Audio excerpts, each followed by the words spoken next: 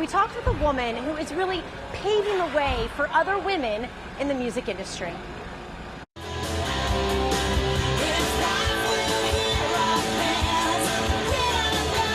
In an industry that's been dominated by men, Grammy-nominated singer, songwriter, music producer, and talent scout Wendy Starland has made her mark in the music industry. Learning how to navigate those waters has been integral to my experience in the music industry. But perhaps what Wendy is best known for is who she helped discover, and you may recognize her. I wanna hold them like they do in Texas, please. Wow, the Lady Gaga ride was a wild ride. Wendy was signed to Universal and started writing songs for a multi-platinum producer in New York when she was told her mission was to find a girl under the age of 25 who people couldn't take their eyes off of. 50 shows later, she found Lady Gaga. So tell me a little bit about your background, where you grew up and how you kind of, got into the music industry. I started singing basically as soon as I could speak. I had a babysitter growing up named Rosetta Atkins, who is a big gospel singer from down south. She was like my second mother who helped raise me. By the time I was 7, I had started writing songs on the piano. My father played classical piano, and my uncle was a rocker who performed with people like Bruce Springsteen and the Allman Brothers.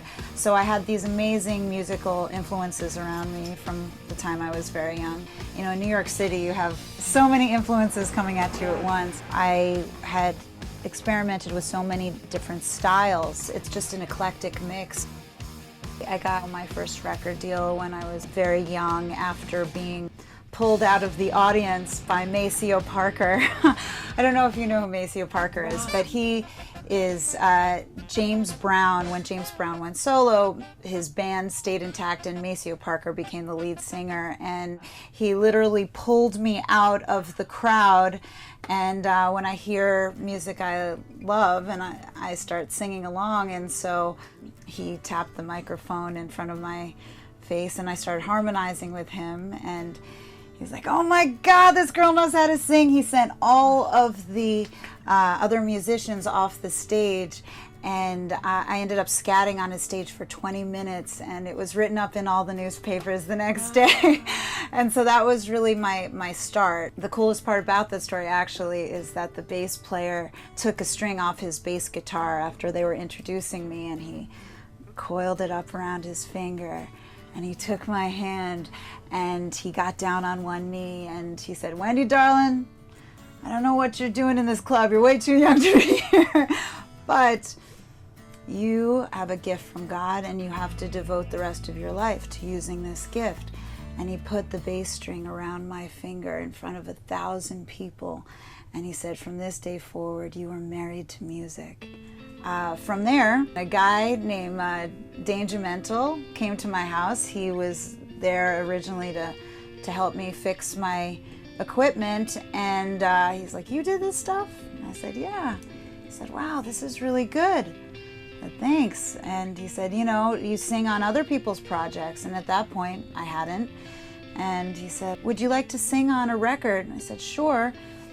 And he takes me to Staten Island. Wow. And I walk into this studio with these guys that are like skyscrapers. They're like 6'4". I mean, just very tall guys, and they got, Kafarsi in one hand, they're smoking, they're drinking, they're going crazy. I'm like, "Where am I? What's happening?" And they're like, "Sing this." It was the Wu-Tang Clan. Okay. Wow. It was the Wu-Tang Clan. And I said, "I'll sing it, but I don't think it's a hit." And they're like, "What?" And so they said, "Okay, you think you could do better?" I said, "I'd like to try." So I went into the back room, I rewrote the chorus, we redid the structure of the song, and from there on out, I ended up doing several songs with some of the band members of the Wu-Tang Clan, like about 30 songs.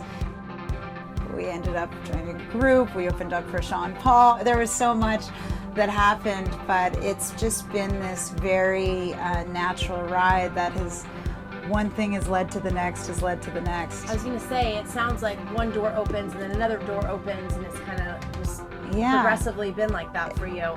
It's like I can relate to Forrest Gump somehow. That's amazing. Dumb luck. If life will